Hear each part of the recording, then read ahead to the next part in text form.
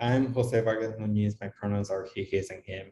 I'm an assistant professor at Southern Illinois University, as well as the chair of the Student Presentation Subcommittee. Hello, everyone. I'm Nanankra. I'm an assistant professor of biology at SUNY Plattsburgh. And today we want to talk to you about how to network at the upcoming SACNAS conference. We're going to provide you with some tips on what to do before, during, and after the conference. So when we're leading to the conference, it's really important that you prepare beforehand. So trying to design and print your business cards so you can share them with the exhibitor, as well as prepare like an elevator pitch, which is about a 20-second overview about yourself, your interests, and your research. And we have at SACNAS some resources available as well in the YouTube channel. Prepare yourself by creating your CV or resume, depending on your goals and what you're trying to achieve at the conference. Also, look at the conference schedule and make a list of the exhibitors as well as the section where there are people that you might be interested in meeting and intending to network with. And a week or two before the conference, contact potential professor or employers that you're interested in working using the conference messaging platform to trying to set up one-on-one meetings in the conference. So when you get to the conference, there's a number of things that you have to keep in mind. One of the first things that is really important when it comes to networking is that first impressions do matter. So be professional the first time you meet with people that you intend to network with. Be professional in the way you dress, be professional in the way you speak, and also be professional in the way you interact with people around you. The other thing that I want to strongly emphasize is that you have a limited window with which you have to interact with people at a conference. So be precise about how you introduce yourself, be precise and very intentional about the types of things that you include when you're talking about yourself. Be very vocal about what your goals are, be very vocal about what your accomplishments are. The other thing that I want to add here is that when you talk about yourself with people, try to incorporate some of the history that comes with you in a form that sounds beneficial and that sounds like you've learned something from your experiences. So if you're not familiar with the terms asset framing and deficit framing, I suggest you look it up before the meeting, where you can use experiences in your past and frame them in a way that shows that you were able to learn from them. The other thing that I want to add here is that be upfront about what you want from the interaction that you're having with people that you are networking with. Are you interested in grad school? Are you looking for a mentor? Are you looking for job opportunities? Say what you want right at the beginning of the conversation so that you can direct the conversation in a way that you want. Next here is that for a lot of people attending conferences, especially the first times, people may shy away from talking about their accomplishments, or they may not be comfortable to talk about what their accomplishments are. So remember, if you do not talk about your accomplishments to people when you meet them the first time, they will not know what an amazing person you are. They will not know what you're capable of doing. So be very, very, very happy to talk about what your accomplishments are.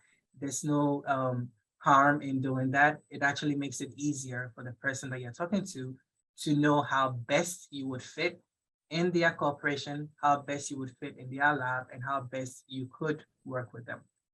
The other thing that I want to throw in is that remember, you are at a conference here and you are here for a professional reason.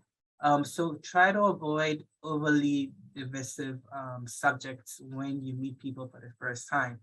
No matter how religious you are or how much you are into politics, these are subjects that are best suited for discussing outside of the conference. So try not to bring those up. And then very lastly, I wanted to add here that as you are at the conference and you're talking to so many different people, you will meet people that you are interested in communicating with after the conference. So try to have a system in place where you can remember the conversations that you've had with different people. One of the things to keep in mind is having a journal where you write down who you met, what you discussed, and what types of follow-up information that you wanted to pursue after the conference is something that can be very, very instrumental to you making the most out of networking at the conference. And very finally, I want to add here that at the conference, be your authentic self. Um, Remember, when you are networking with people, it's a two-way conversation. They are learning about you and you are learning about them. So you want to be upfront about exactly who you are so they see you for who you are and they can decide right away if they're comfortable with working with you, and you do not have to um, try to match their expectations by changing who you are. I'll let Jose continue with the post-conference networking. Thank you. So after the conference, it is important to touch bases back with people that you engage and who consider a potential mentors and you want are interested in having in your network. So it is really important that immediately after the conference, you send them an email to establish a channel for communication. It is really important that for this email, do you tailor it to them instead of sending like generic emails? So that way you can like basically recall or set up like part that were memorable from your conversation and basically tailor and help the future mentor, advisor, or employer remember who you are and what type of conversation that you had. Be upfront of what are possibly your needs. Like, let's say, like, hey, in my case, I'm a microbiologist. I'm interested in your research, and I want to know more about different research opportunity at XYOC campus. Would it be possible for you to like guide me, or it would be possible to like have a Zoom meeting to like discuss opportunity at your institution? So trying to like basically recall the conversation, also express what the type of needs that you have, so the people can gush and like trying to help you mentor and facilitate that two-way conversation that you're looking, rather than that, hey, I went to SACMAS and I want to talk to you type of like generic email. So most of the professors as well as possible employers are really busy individuals. So it is possible that you send that first email and they don't reply. Don't feel that they're ignoring you. Don't feel like they are just giving up on you. It is possible that we receive a lot of email and your email was like lost in the thousands of emails that we get each day. So feel free to like follow back like in a week or two.